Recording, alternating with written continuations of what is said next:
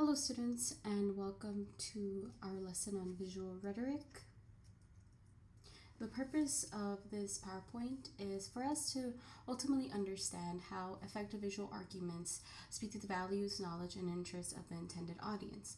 Now it's really important for us to understand this because this is the way that people create arguments through visual components. And to understand how visual, verbal, and stylistic elements can work together will help us not only understand how to analyze those rhetorical effects that they have, but also it'll allow us to create our own arguments. And here we have a chart on visual literacy. If you see, we have visual thinking, which leads to metaphoric thinking, visualization, source of imagery. Visual thinking is right brain / left brain and ends at our mental nodes. We also have visual learning, which is what we're doing right now. This includes the design of the materials, and we'll discuss what design is in those components, reading pictures, and lastly, research on learning. And we have our visual communication, which can mean art, media visual rhetoric, and lastly, aesthetics. Why is this important?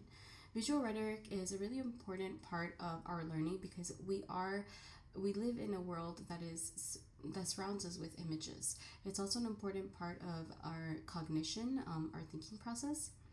So by gaining these skills to read, dissect, and not produce effective visuals as well, we will understand the world around us even more. Design. So as I mentioned earlier, we're going to discuss a little bit about design and those different components that it consists of.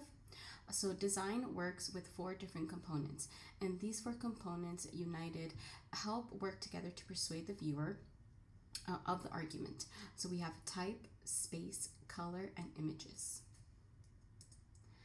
Type of font that is used deliberately, and in some cases it can impact visual argument in some way.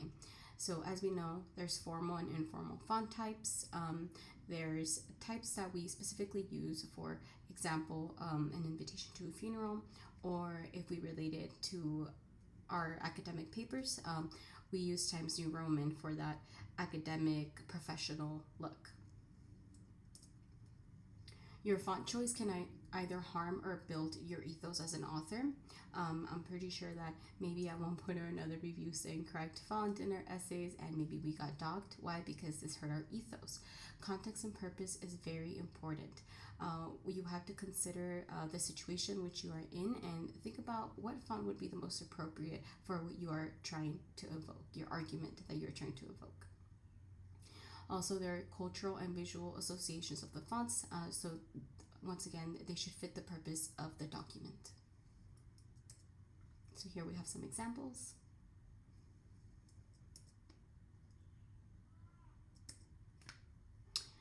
So how text functions. The type of text dictates your font choice, emphasis and attention, information, sustained readability. That's really important to consider that when you are picking your font. Now we're moving on to space. So space can affect the way in which an image can convince us of their argument. Pay attention when you see an image or a sort of photograph and see how they play with the space around maybe the subject, or play with the space that's in the background or in the foreground. So when you are viewing an image and thinking about space in that analytical way, these are some questions that you need to ask yourself. What is the subject? What do you see in the foreground / background? How is the space being used? What are the different parts of the image? And what are they trying to convey or express? So we really want to take apart and dissect every single aspect of an image. Color. I would argue that color is actually one of the most important components of an image because that is the first thing that we see and what we kind of take in as we start to analyze an image. So black on white background shows high contrast and it's the most common choice. So when you're reading, for example, an essay or an article, also consider that there are cultural associations of color.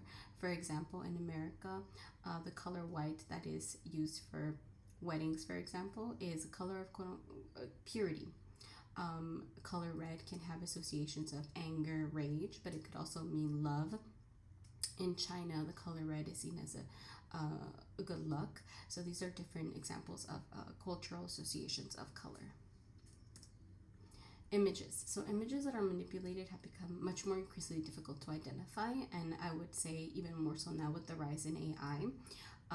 However, do consider how graphs or visual statistics affect the ethos of an article as well.